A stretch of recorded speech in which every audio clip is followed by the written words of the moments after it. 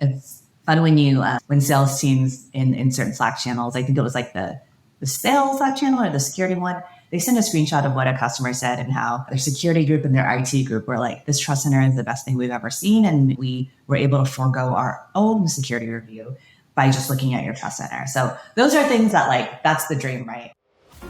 Welcome. I'm your host, Mark Graziano, and this is the GRC Podcast. This is your source for discussions about governance, risk, compliance, and more. I partner with incredible security champions to challenge the GRC industry stereotype and to outline security career and program strategies that you can implement today. If you think describing what you do for work to your family is difficult, try explaining that to stakeholders who are familiar with your field and are evaluating what you do with a critical eye. Ensuring your organization has a well-developed customer trust function, including well-defined processes and tooling, is a make or break for your ability to sell and retain customers. Today, I'm excited to speak with Monica Smith, Head of Security, Risk, and Compliance at Asana. In this episode, we're going to deep dive into the importance and intricacies of putting security transparency front and center with a trust center. My decision and journey to implement a trust center at my current company was heavily influenced by the work that she and her team rolled out for Asana, so I jumped at an opportunity to sit down and interview Monica more on the topic. Let's get into it.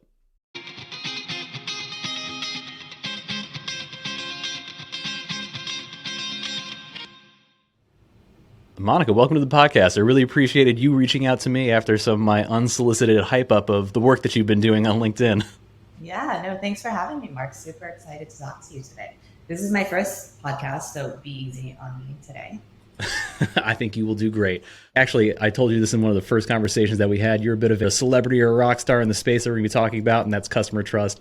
And I think this is an important topic to cover because in the GRC space, this is the thing to recognize this is the value of the work that we're doing. Obviously, you're getting a paycheck, so there's some value for it, but being able to see this is the work that I've been doing, here's how we're presenting it, here's how it's affecting the business. And then just from the business side of things, this is kind of what keeps us employed. You can create a product, but you need to be able to sell it too, and security is a big part of that. So I think starting out, let's nail down some lexicon and what exactly is customer trust. What do you guys call it over at Asana? Because I've heard customer trust, security enablement, customer enablement. What are the terms that you've been seeing? Yeah, we use really all those terms, but I think the main one we use is customer trust. And really, there's no sort of agreed upon definition for customer trust, but I think how we define it here is the processes and the programs in place that demonstrate why customers should trust us. And it really lasts throughout the entire life cycle of before a customer is even a customer, when they're a prospect, to the entire life cycle of when they're a customer at Asana. And so what do we put in place to start from the get-go and show that Asana is a trustworthy solution? How do we share artifacts and documentation in a very frictionless way for them to be able to access this and review this when they want? And moving forward, how do we make sure that they are aware of why we should continue to be trusted? And so that's anything related to future assessments that may be done from the customer, or making sure our trust center is updated and we have all of our sort of details around our compliance or security or privacy up to date.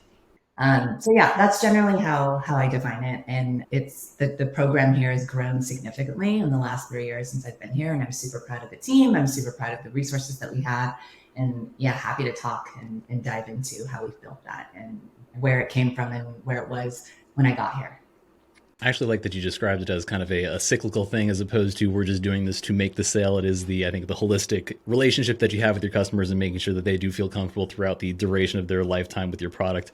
One of the things too, I think you mentioned just a little bit in there. What are some of the key, responsibilities or tasks that you would feel would fall into that kind of customer trust, customer enablement role? Yeah, I think just again, starting from the very beginning is engaging with your sales team and ensuring that they know that we're here to support them should customers ask about security. And a lot of the times, salespeople spend most of their day selling, and not every customer will ask about security and ask about trust in the very beginning. And we spend a lot of time educating sales folks and talking to them about how they most likely will ask about this further along in the sales cycle if they haven't yet. So it behooves you to talk to them about it as early as possible and talk about the resources that we have available to them should they want to look at it and not have it block the deal later on in the cycle. And so it's very early on engaging the conversation. So I call that more like sales enablement and education about security, trust, and our processes and programs. And then moving forward, it's implementing a trust center. It is, having a tool or a process, if you don't have a tool in place, to easily share information that will most likely be requested from your customers. So common things are compliance reports, certifications, attestations, SOC 2, and any other resources that you are open and willing to share. And so we have certain policies that we share. We have white papers, we have descriptions of how we implement certain controls and how we mitigate risks. That's all on our trust center. So maintenance of the trust center, review of the trust center periodically, and then just on an ongoing basis, I would say a process for trying to deflect as much custom questionnaires so that we can build a scalable program. There's no way that, my team of 5 or 6 people right now can answer every single custom questionnaire that comes through. And one of the reasons why we put this trust center together is to be able to say to customers, hey, we've thought a lot about the different questions and assessments that our customers historically have asked us. And we've put together this trust center based on what we think you will ask us and based on very industry standard or sometimes even beyond industry standard requirements here. And we think it'll answer most, if not all, of the questions that you have, and therefore you should use this. So I would say that's kind of the life cycle of customer trust is 1, sales enablement, 2, trust center, and 3, the ongoing process of how we operate our program. Now, we're definitely going to get more into the trust center because, as I mentioned before, and for the listeners, that is the one thing that I saw your team doing that I really latched onto, and I think that is the next step in maturity of where you want to bring your customer trust function. I think internally, Segment had processes that we put in place that allowed us to function as a kind of a small, agile team. But obviously, as the business scales, some more of that stuff comes in, and you want to make that to be equally as scalable. And I think implementing that customer-facing trust portal is definitely that next step. Going back to, let's say you don't have any kind of tooling and there was a period of time where Asana didn't have this tooling. What did the early stages of customer trust look like over at your company? Yeah, super, super manual, super, super reactive. We were sharing documents. I think our solutions engineering team was watermarking documents and we were manually sending those over email. We were completing questionnaires with sometimes maybe inconsistent answers depending on who was responding to the questionnaire. And there wasn't a centralized process or program for really thinking through and addressing this. Part of the reason is because a security risk and compliance team wasn't really in place at the time.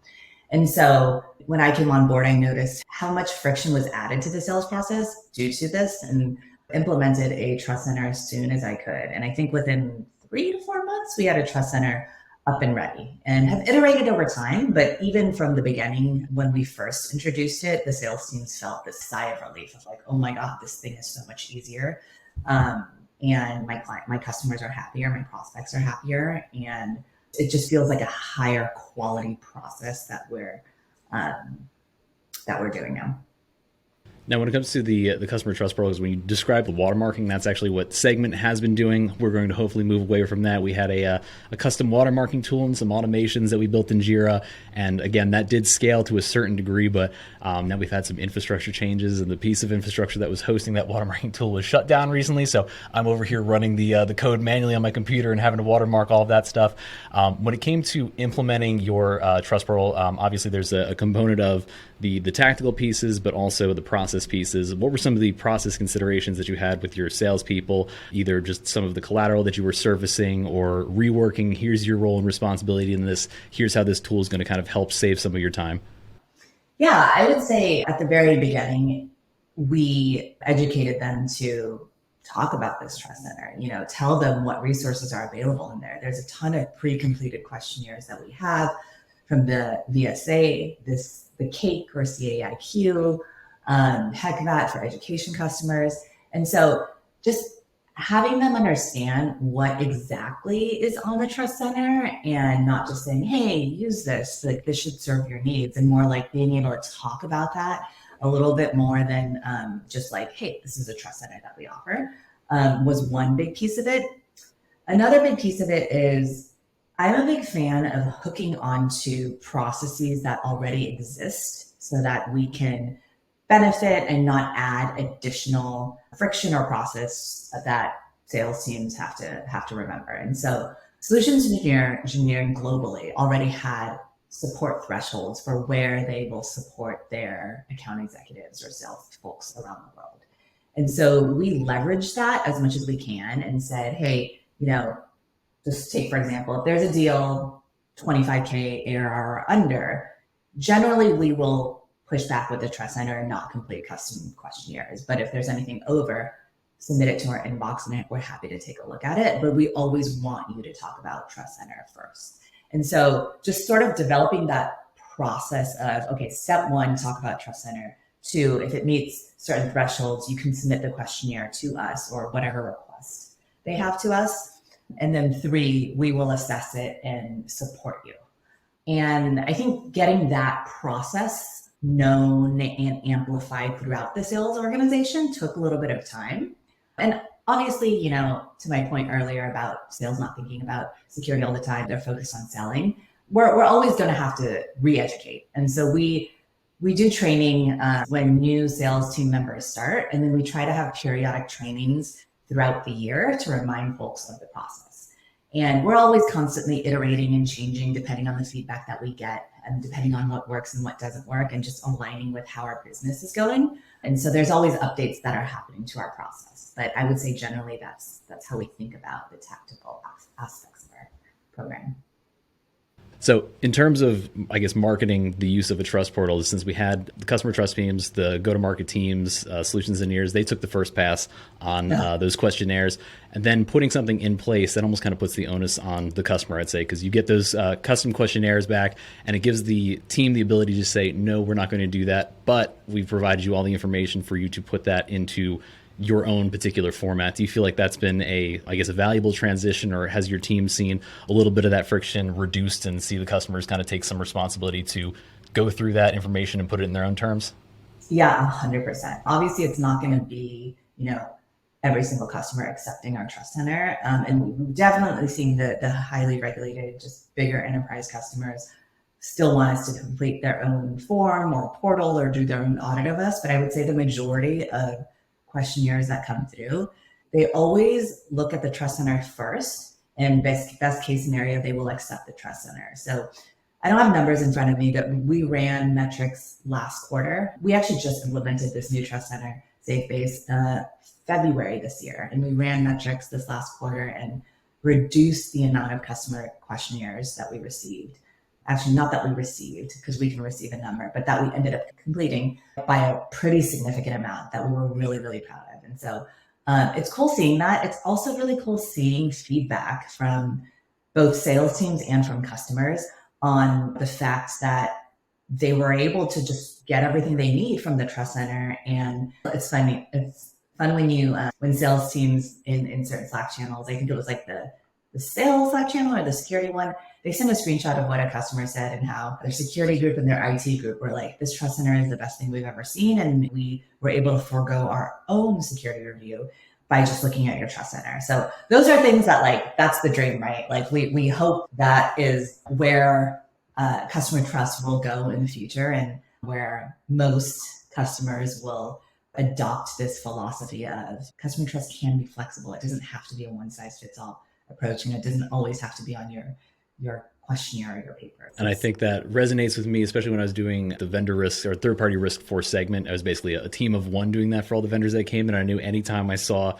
there was some type of security.yourcompany.com, I used to just be like, oh, this is going to be so much easier. So I can definitely say it reduces friction. And I would say, I'm not sure if you're like this as well. Anytime I see a company, if I'm kind of curious about what they're doing, I'll look specifically for a customer trust page or a security page just to see are they prioritizing this? And is that just even in terms of job searching? It's just let's see, if I want to go work for this company, do they have a security page? And if they do, that kind of gives me a little bit of an understanding of how they feel about security and where their head is at and how they're treating that team and treating that specific pillar.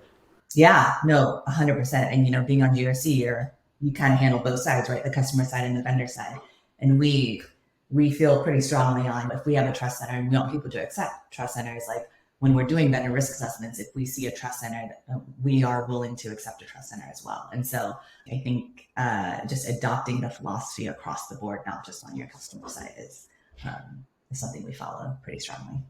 And do you think it's also working? I think since it has those two components, there's definitely, I feel like there's almost like a marketing component for it. It's like the second you spin that up, the second you have that on your, almost like your company marketing page, it serves as like that function of here's how we think about security, and gives a little bit more insight and clarity into what that function looks like internally. Yeah, 100%. So we have asana.com/trust, which is kind of like more marketing focused. And then we have security.asana.com, which is more specifics on our programs and the different security domains and our trust documentation. The audience is slightly different. Like the first one is more, it's very marketing, and the other one is more towards people who are assessing us. And so they work side by side because they link to each other, which we found works really well for us. Oh, that's a good call out too, because yeah, even in terms of when we're spinning up ours, trying to figure out how we're going to surface that versus some of the other kind of more markety type security and trust pages that we have, and link those two together. Because I think you are right. There are going to be different audiences that are going to be reading each of those. And actually, I think this is just kind of a fun maybe personality question. When you were selecting what you were going to do for the domain name, did you go back and forth between trust.asana.com or security.asana.com, or was it always going to be security? That's a great question.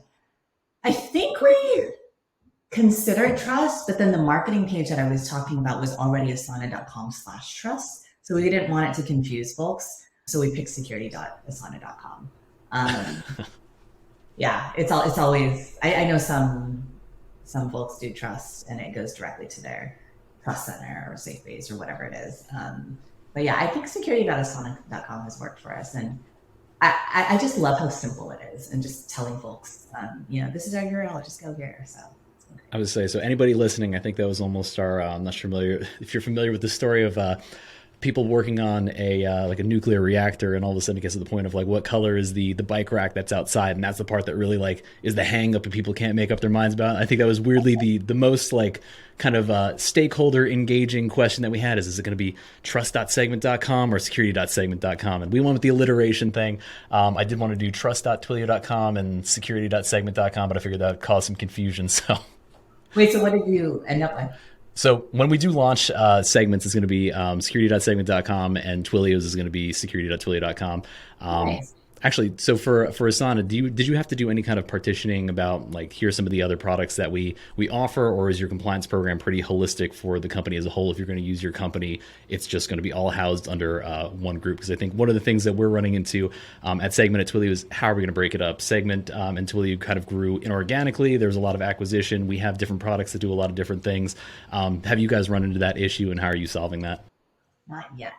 Asana is just one core, different tiers, but one core product.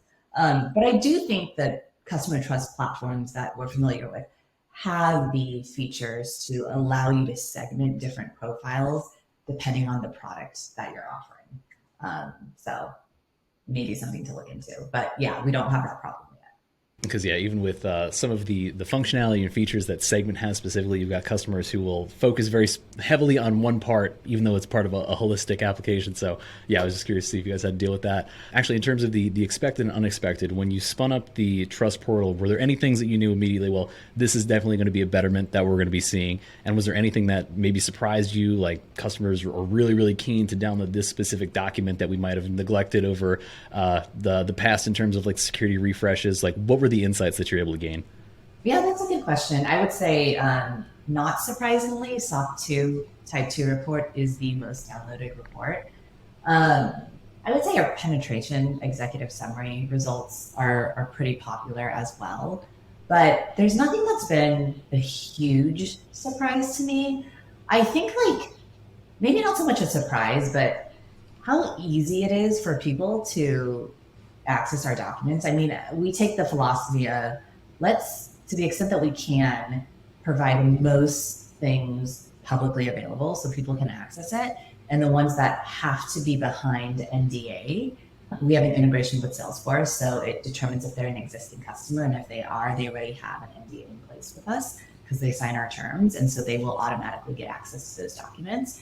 And so the amount of friction it has reduced in our process by us not being the gatekeeper anymore has been amazing. I guess maybe a little bit surprising because I was surprised at how less we're involved in the process now.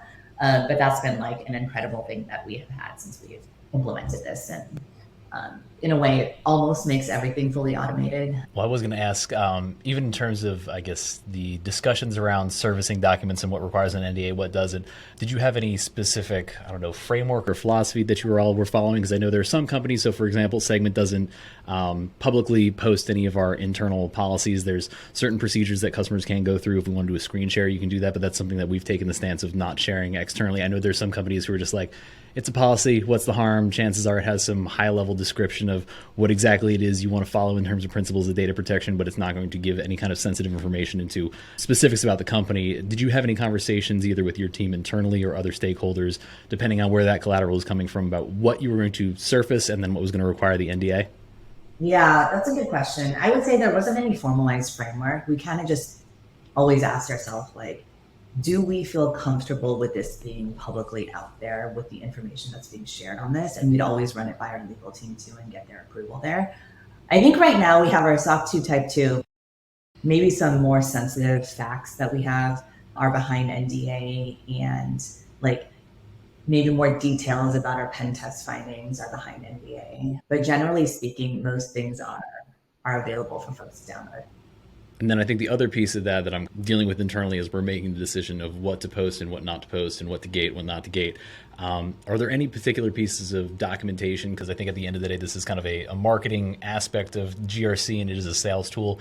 I think there's a lot of information that you do want to give customers to make sure that they are at ease, but at the same time, I feel like there's almost certain pieces of information that it's almost used as a gate to figure out who's the type of customer that actually does have the propensity to buy versus somebody who's just walking around kind of kicking the tires. Are there any things that you guys have seen where it's, if somebody downloads this, chances are they're really engaged in our particular product? If they're going to read through this, then they might have that propensity to buy versus somebody else? No, it's not really like content specific where we're like, oh, they're most likely to purchase this because they looked at this. But the great thing about our Trust Center is that it gives us insight into who is looking at our Trust Center who's not yet a customer. And so what we do with that information is then we send it to our sales teams and we're like, hey, if you're engaging with this customer already, they're looking at our Trust Center. And so maybe bring it up or ask them some questions, see if they're getting everything they need. Or if they haven't engaged with us yet, like, let's potentially have a conversation with them. And so it gives us a little bit of insight and potentially gives us some leads with our customers, which is great.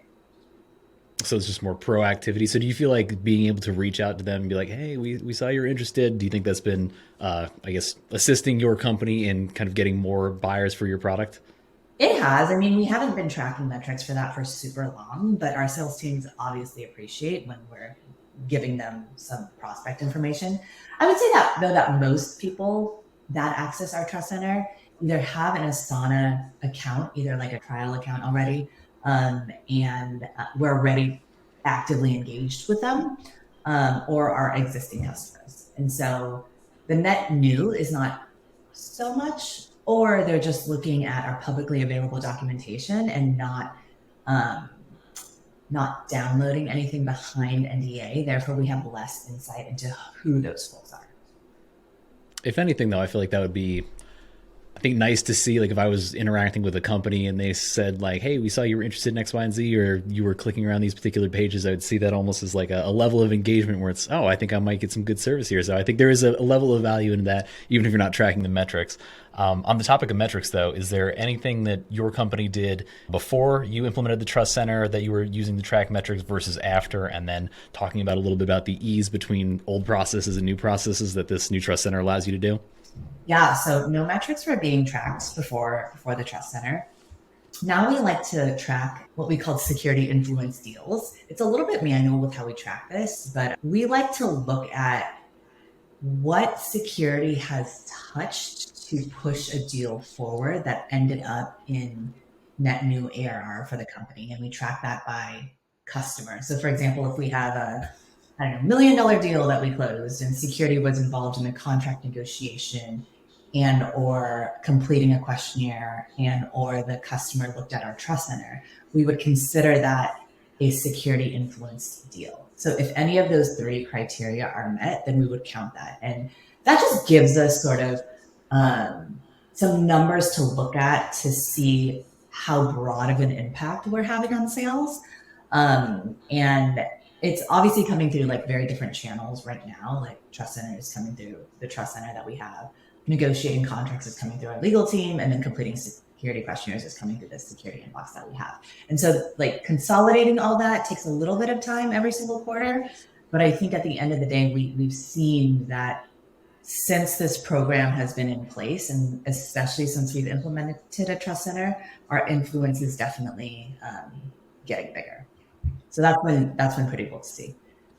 Now, I'm never a part of the discussions for, I guess, bringing the metrics up to, I guess, executive level. Somebody else is responsible for that one. But are you responsible for that? And have you seen kind of those discussions, even just around budget or demonstrating value for the different teams, being able to have kind of, here are the metrics that we've done that are actually influencing like revenue for the company, as opposed to, I feel like GRC is typically viewed as just a cost center. Like we're there to prevent the company from getting fined or preventing breaches, but like that's not really a measurable thing that really warrants a discussion about, well, since we didn't get breached or fined for the past year, here's like $1 million more for you guys to do, continue doing your work. But if you're bringing in, like you were saying, if we get like $1 million deal and security was a serious factor in whether or not that customer actually signed, I think that's a lot better story. Are you kind of seeing that internally at your company as well? For sure. I think it's like for leadership meetings, it's a great metrics that they always love to see, and it really, really shows security's impact to the business. Because that's been, that's a big question these days of like, how is security truly bringing value to the business, and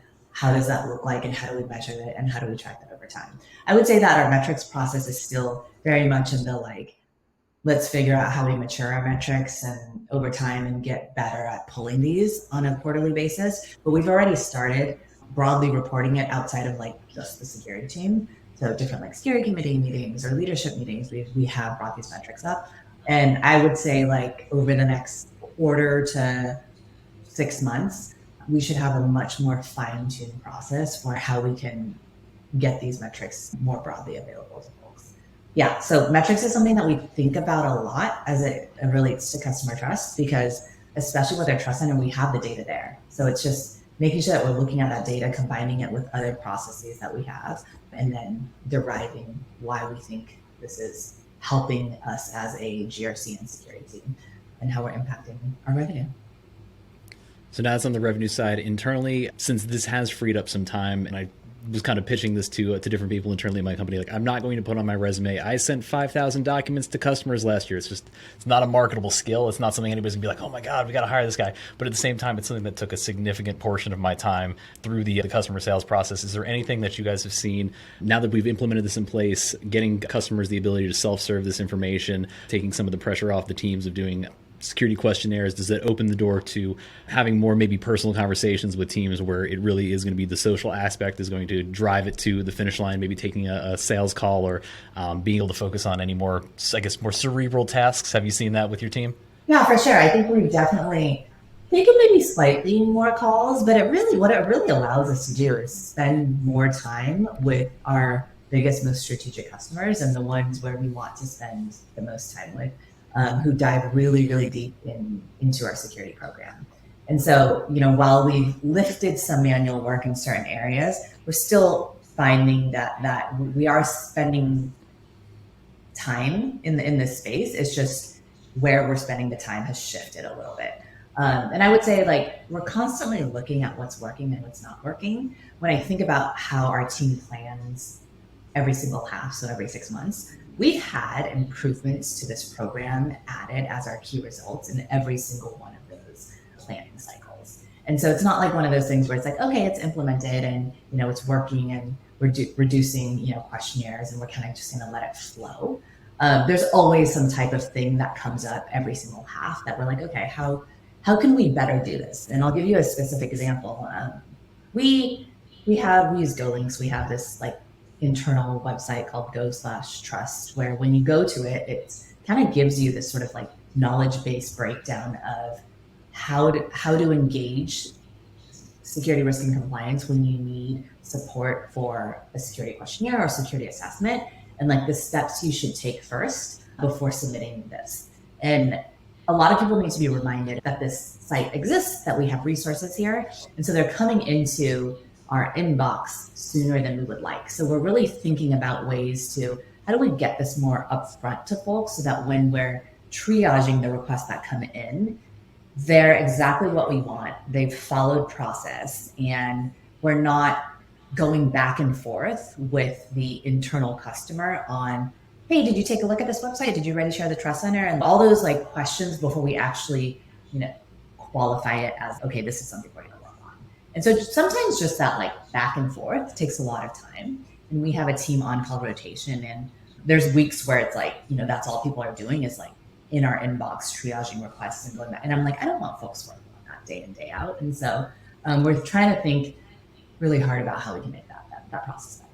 Yeah, the back and forth, it's almost the amount of time that it takes for somebody to be somebody else's personal Google, figuring out ways to reduce that amount of time spent. Yeah, definitely creating the documentation behind the processes.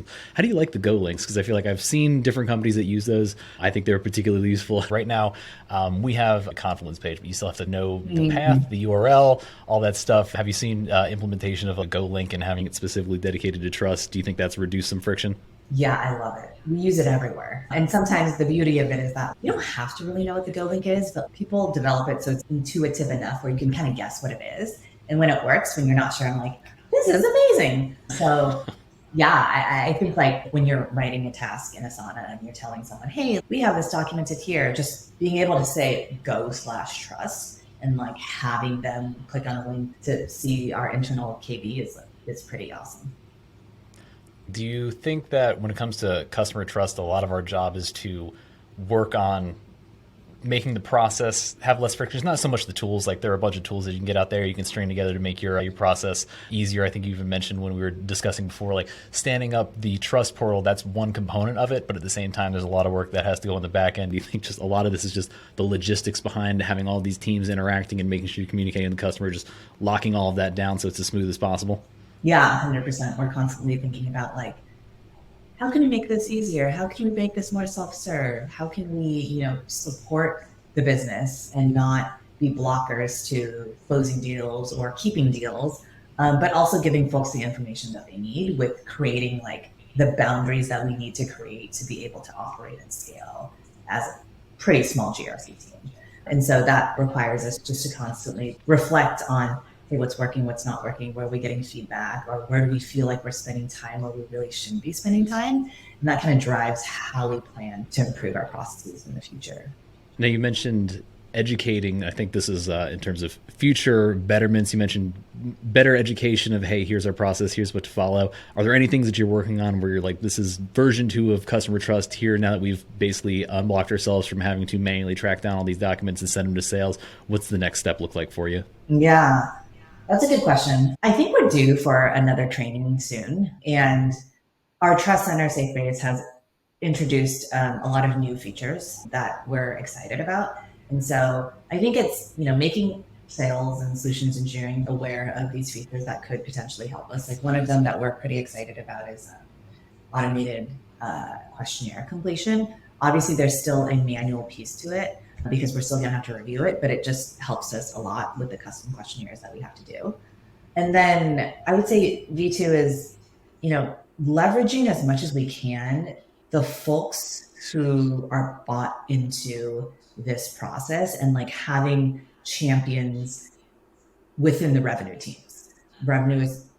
Business is much, much, much bigger than security. And there's no way that we can expect every single person in the business to know our process like the back of their hand.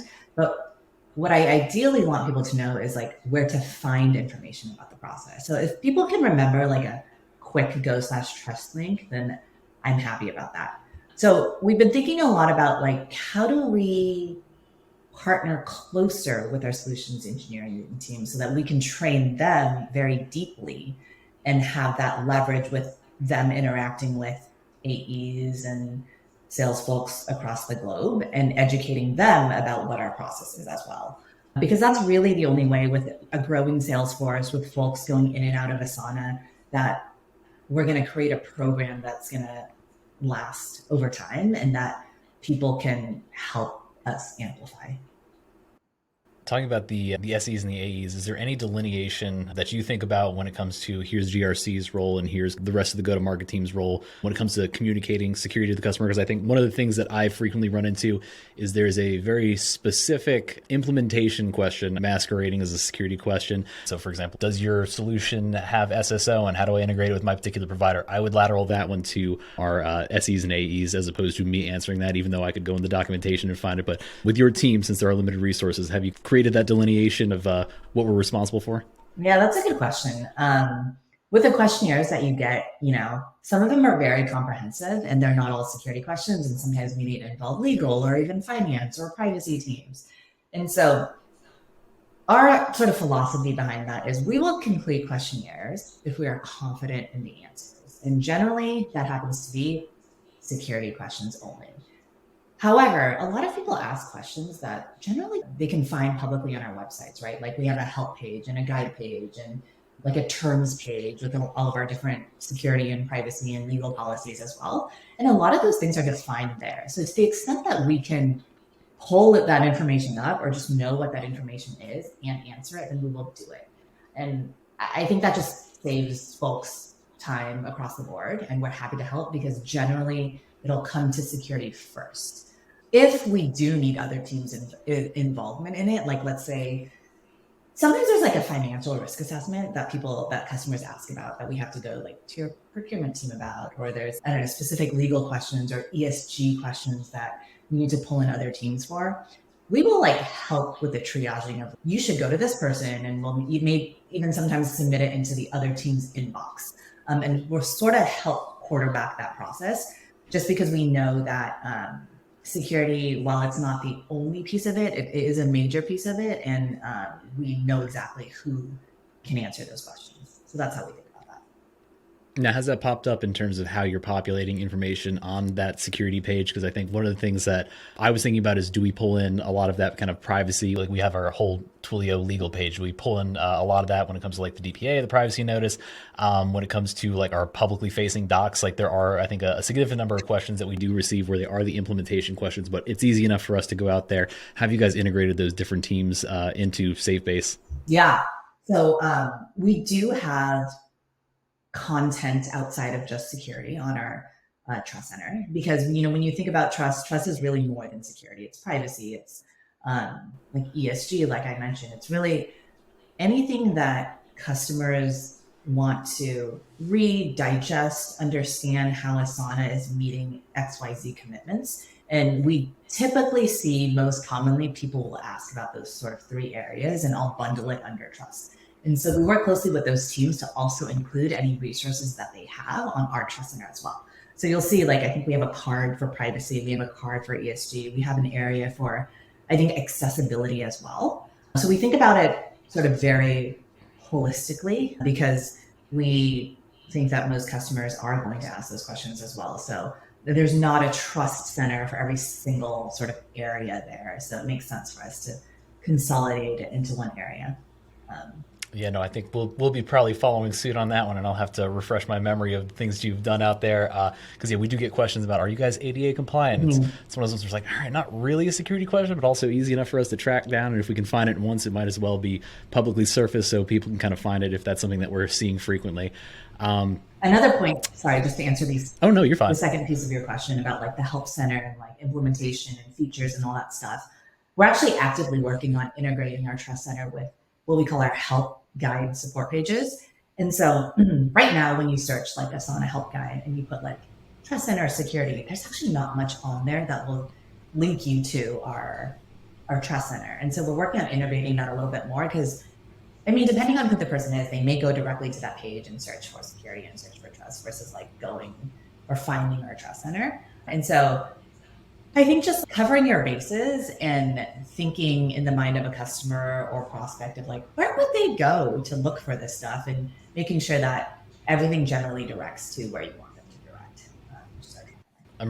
I'm really glad you brought that up, because I think a lot of the stuff that we're doing in GRC, and I think this has been like a theme of some of the past episodes that I've had as well, is considering the actual customer user experience and considering the customer journey. Is that something that you guys have partnered with like marketing on in any kind of way? Because I think there's a lot of stuff that, especially when it comes to the website, that I'm like unaware of, like figuring out like what does legal think is appropriate to be put out there? How does marketing socialize things? Like when you spin it up, like what is the process for making sure your customers are aware that this is a new service that we're offering? And if you have any questions related to security, you can go to this page. Were there any things that you had to do from that kind of non-GRC perspective that you needed to bring into the picture to make sure that this was a success? Yeah, we worked super closely with marketing to launch our trust center. Actually, like we have a pretty good relationship with them and got a lot of their feedback and advice of like, um, how best can we present this information? How can we communicate this in a way that makes sense? And like I mentioned earlier, the asana.com/trust more marketing focused site versus our trust center, which is kind of confusing when I'm saying it out loud, but security.asana.com. How those interact with each other was like kind of like a big conversation that we had before. I think we had a link where you can go on asana.com/trust and just download our white paper right away. But now that link directs you to our trust center, where you can see all the information and then decide if you want to download the white paper after you've seen all this information. So just like small things like that, where you're thinking about the experience of the user and why might a user land on this page and what might they want to see, is in close collaboration with marketing as well. Also, they pull us a lot of cool metrics because they're doing it for their other assets and their other websites. I'm like, how far are people scrolling? Like, what are they looking at? And just like looking at those metrics too is super helpful for us. What are you seeing for the customer journey? Do you happen to have any of those details? Like they come to this page and this is one of the first things that they click, and then from there they go down to these other things. So it's one of the things that we're talking about at Twilio is how can we almost be more proactive with the information once we do put it on there, once we do get metrics. If we have a customer who downloads a certain document, if we have a set of data that shows if you download this, chances are you're going to download this, that, and that, and maybe putting some of that stuff in front of them if they aren't doing it manually themselves, or just seeing if there's any kind of other automations that we can do to speed things up. Is that a conversation that you guys have had?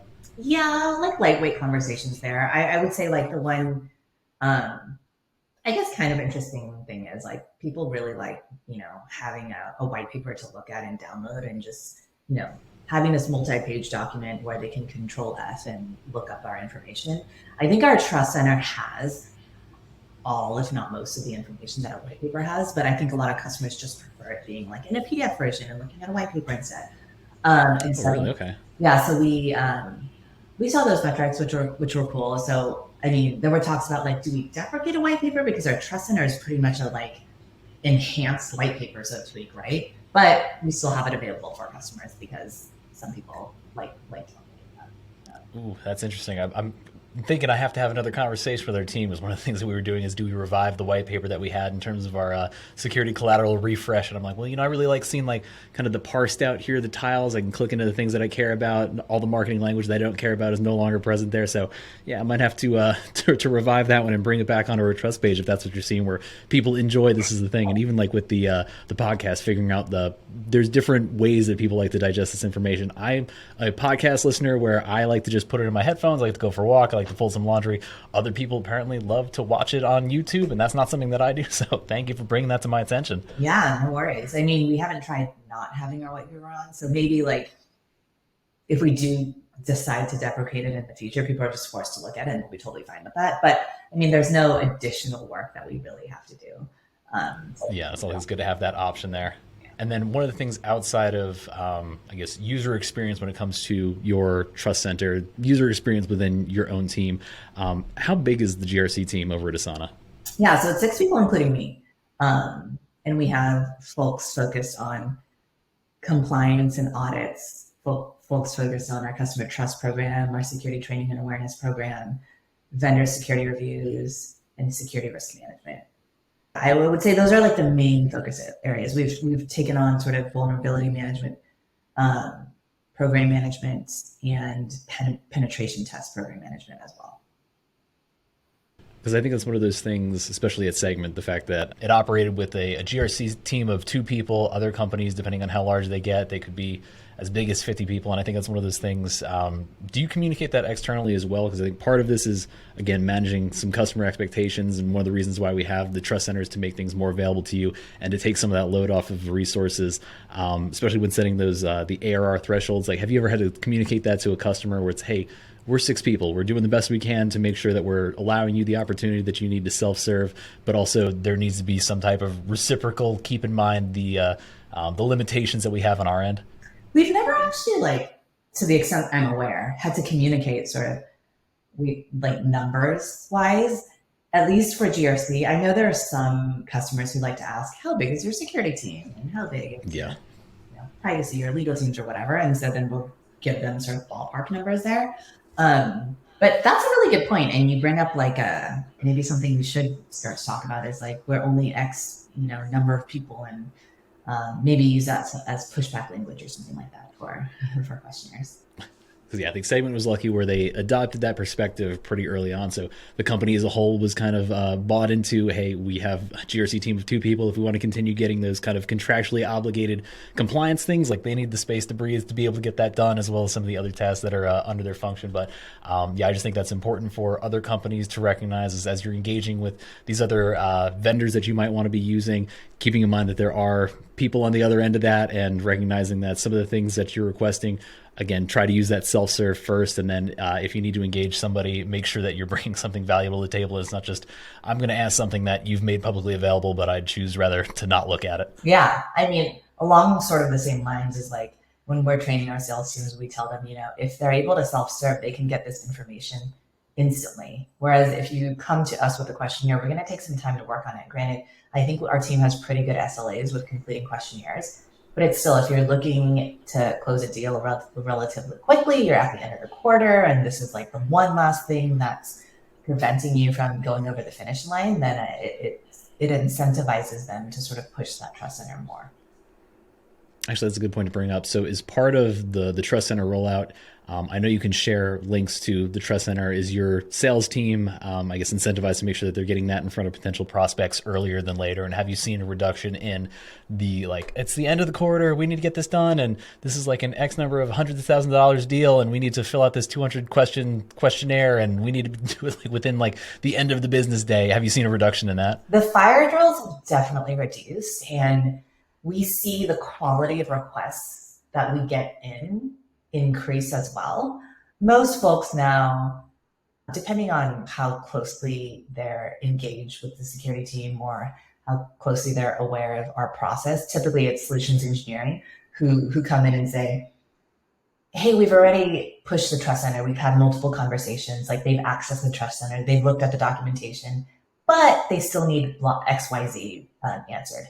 And in those cases, we're actually happy to help support that because we know that you followed the process. We know that you tried your best to try to deflect with the trust center, and we will happily take these sort of net new questions. Oh, love to hear it. Actually, those are the conversations that I enjoy the most. Like, sometimes when you have a customer wants to call and say, well, what do they want to talk about? They want to talk about security. It's like, just security in general, that's a pretty big topic there. And we might not have the resources, or you might not be asking the questions that are necessarily my expertise. So having those very, very detailed, I read through this is my understanding of it, can you walk me through it a little bit more? Those are actually the fun questions. So I'm glad to hear that that's the outcome of this. Yeah, no, for sure. Obviously, there's edge cases and all that, but I would say for the most part, folks are generally compliant there. So I'd say the general story is, once you've implemented the Trust Center, you have seen benefits in terms of the, I guess, return on investment, because it's one of those things that I think in terms of tool complexity, it's not something that's wildly complex. The use case is not wildly complex, but would you recommend, if companies do have budgets, this is something, if you don't have, I guess, internal processes and automation set up, this is definitely something that you would recommend other companies do? And is this something, if you were to change and start your own kind of GRC program in another company, how early on would you start something like this? Yeah, I would say definitely don't jump to it. I would say get to know your program and how often customers are asking about security and the processes that are in place and where the friction resides. Understand what the challenges and the problems are first before you start looking for a tool. Because when you start looking for the tool, like there's going to be multiple vendors, multiple features. And I guess this is the case for any type of vendor selection, right? You got to hone in on what you really need to be able to select the best type of tool for your use case. And, we went through a few before we found one that is working for us right now. And it took some iteration. But I think at the end of the day, the more time that you spend really understanding like how your business operates, how sales is engaging with security, the types of customers that you have, the types of questions that they're asking. Or is it a bunch of startups asking for information? Is it enterprise, highly regulated customers that are asking for information? Like the levels of review could be very different, and how you support those can be different too. And so the need for a trust center, I think like everyone can benefit from it, but in terms of thinking about ROI and like when you need it, I would really encourage folks to assess how much of sharing security documentation is a pain point right now, where a small investment in a trust center can really like amplify and reduce the amount of manual work that we have to do. Yeah, no, I'd say that resonates because I think Segment would have gone down the path of implementing the trust center because it wasn't a huge pain point. It was one of those where we had tools, we had automations, we had systems in place that allowed us to automate a lot of like the watermarking, the request. Everything was fine. Maybe you had to manually approve 5 tickets or so per day, per week. It really wasn't that bad. Now that we've expanded, we're doing some cross-selling between us and Twilio. The volume has gotten a lot bigger. I think the automations and tooling is not working nearly as well as it did. So that was our driving factor of we might need to implement this. So especially this one, it's almost like the perfect level of complexity that would be difficult for you to maintain internally as your own product to kind of drive this forward. And it is low cost enough where you're like, we could just spin this up. We don't have to maintain it. We don't have to worry about it. We just basically use it to host our documents, gather some metrics. So I think for our business case, it definitely was something that was worth the investment. But I like your description of really understanding the business and what is it, because that kind of informs what you're going to put out there as well, doesn't it? Yeah, 100%. I'm actually surprised. Like I talked to a pretty large public global organization and asked sort of about their customer trust program and what they have in place as a trust center, and like they didn't have anything in place. But it didn't seem like an issue for them. They're like, yeah, I mean, it's not that big of a deal. I mean, we just haven't had time to implement it. It'd be probably nice to have one, but like it's not a pain point enough where they need to implement it. And so I just thought that was like super fascinating. I was like, wow, like I would have totally thought the opposite given their presence and how big they are. Now, is there anything customer trust related or trust portal related that maybe we didn't particularly cover in a specific question that you think is important for everybody to understand?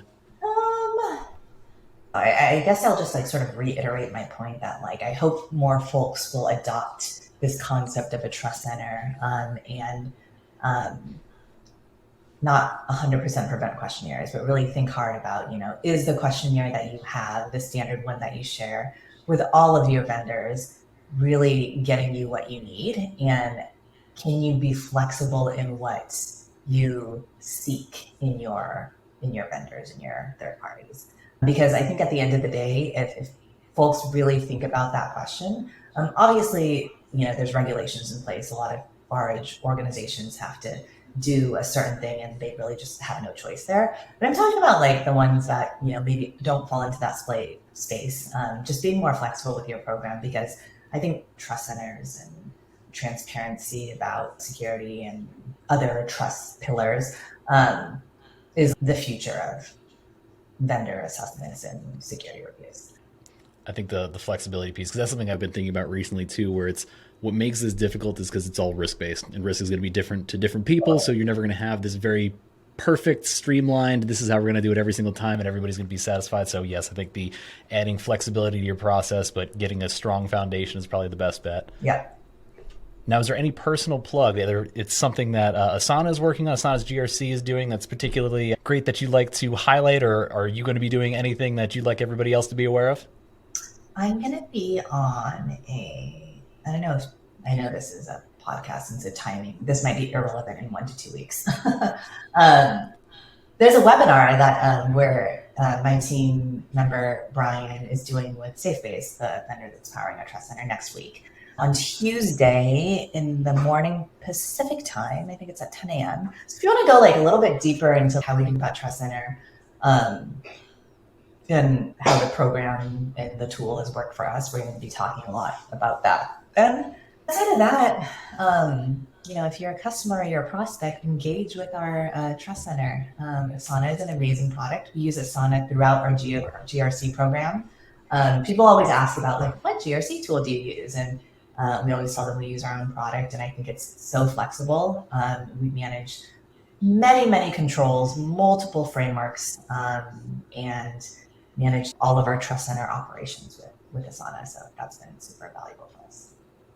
Well, this is going to be airing on Monday, so people can get a preview of what to expect on that webinar on Tuesday. So we will have the link in the show notes there. I think, using your own product to facilitate GRC. I was actually on an interview with another colleague recently, and I was debriefing, what did you ask their head of security? One of the things he was saying was, well, how do we use our own tool to better this particular program? And it's like, that's it. You got the job, man. That was a great question. So I'd say any GRC person, if you're working especially for a SaaS company, think about how you can use your own tool internally to better your own program. So it sounds like you're doing a perfect job with that.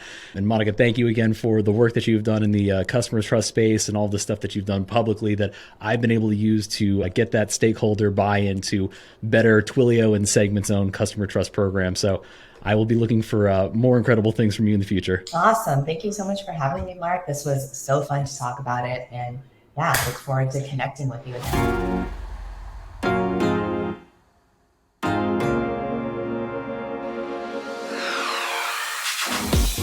Thanks for joining us for another episode of the GRC podcast. We're releasing new episodes on the second and fourth Monday of every month, so be sure to mark your calendar. You can listen to us on Spotify, Apple, Google, or wherever you love to listen to your favorite podcasts. If you're enjoying the show, please take a moment to rate and leave a review. It really helps us reach more listeners like you. Don't forget to connect with us on our social media. You can find us on Twitter and Instagram under the handle @the GRC Podcast, or on LinkedIn by searching for the GRC Podcast Company page. This is a community-first podcast, so we'd love to hear your thoughts, your feedback, and suggestions for future episodes. Lastly, please make sure to visit our website, thegrcpodcast.com, where you can find show notes, behind the scenes, and exclusive content. Thanks for listening. Until next time.